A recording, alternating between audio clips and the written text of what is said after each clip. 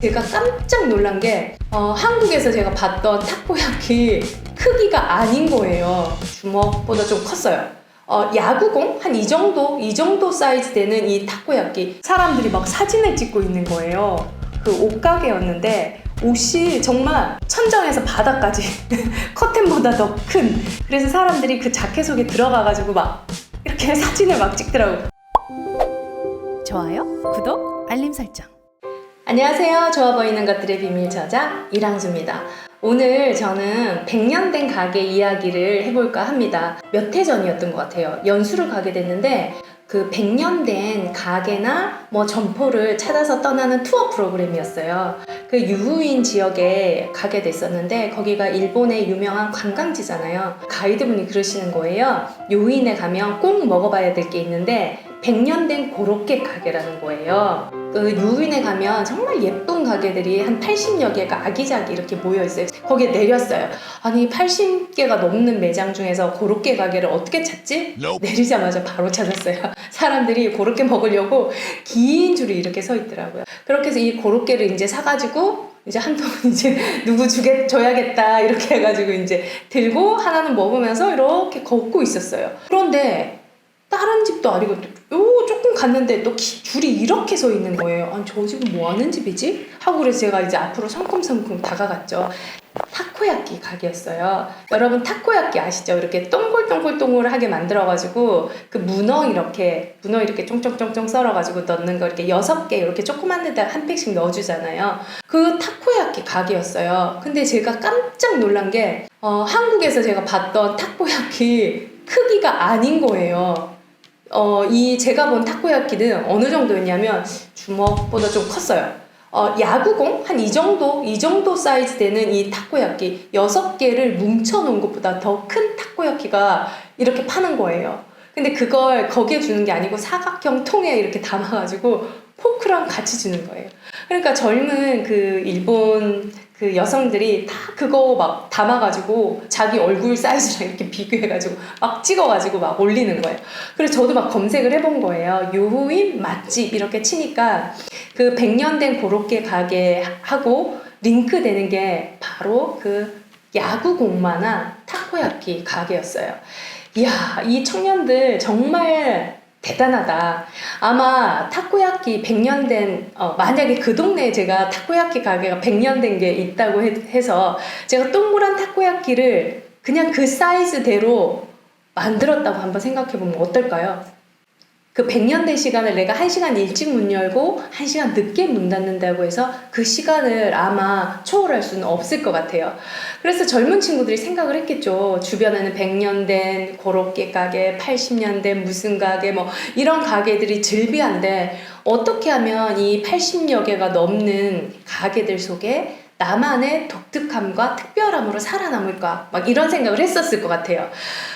답이 안 나왔겠죠. 근데 이 친구들은 형태를 파괴하는 데에서 답을 찾은 것 같아요. 모든 그 타코야키가 요만하잖아요. 그쵸? 그럼 이걸 막 뭉쳐서 아예 크게 만들거나 안 보일 정도로 미세하게 작게 만들거나 이렇게 사이즈나 형태를 파괴하면 고객들은 이게 낯선 거예요. 사람들은 낯설고 이색적이고 독특한 것에 먼저 관심을 가지게 돼요. 이렇게 관심을 고객들이 가지면 사람들이 신기하기 때문에 그걸 SNS 찍어가지고 스스로 홍보를 하죠. 근데 언론에서도 마찬가지예요. 젊은 청년들이 타코야키를 엄청 크게 만들었네? 이렇게 해서 언론이 저절로 홍보를 하게 되는 거죠. 제가 많은 음식점들을 가보면 정말 음식이 맛있어요. 근데 이 맛있음에도 불구하고 고객들에게 관심을 받지 못하는 이유가 아마 기존에 남들이 하던 방식을 똑같이 해서 그런 게 아닐까라는 생각을 할 때도 정말 많았습니다.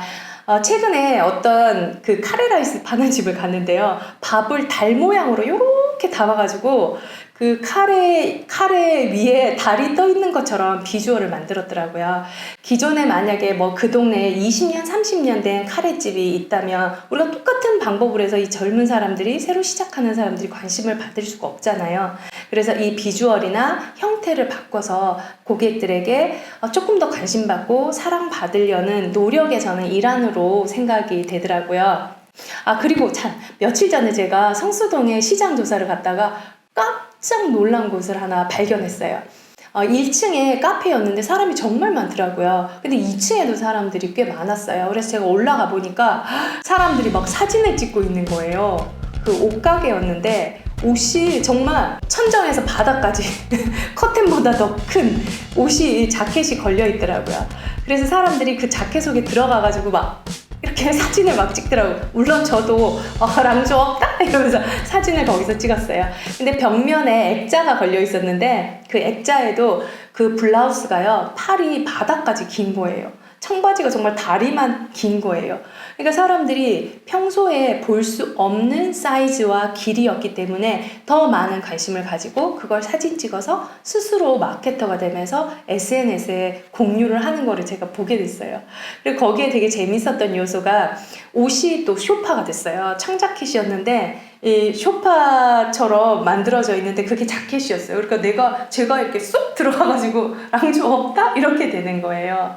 패션을 파는 다양한 방법 중에 하나가 아니었나. 그러니까 패션이라는 게 우리가 꼭 입는 것 말고 다양한 즐거움을 줄 수 있다라는 매개체로 그것도 형태를 파괴해서 고객에게 관심을 받고 사랑을 받고 있는 모습을 보게 됐어요. 이것처럼 여러분들이 어떤 것을 시작을 할 때 형태를 파괴하고 사이즈를 조정해보는 것은 여러분들이 생각했던 것보다 훨씬 더 효과를 발휘하게 될 확률이 높습니다. 그래서 큰 것을 작게, 작은 것을 크게. 그래서 반대편에서 한번 생각을 해보시면은 여러분들의 어떤 전략을 훨씬 더 고객들에게 빨리 가닿게 할 수 있지 않을까라는 생각이 듭니다. 우리 조합의 가족 여러분들도 어떤 일을 시작할 때 반대편에서 한번 생각을 해보시면 어떨까 해서 제가 오늘 이 유인의 폭탄 타코야끼 가게와 최근에 성수동에 갔던 그 패션 매장을 소개해드리게 됐습니다. 오늘도 여러분들에게 도움이 되는 이랑주 TV였으면 좋겠습니다. 감사합니다.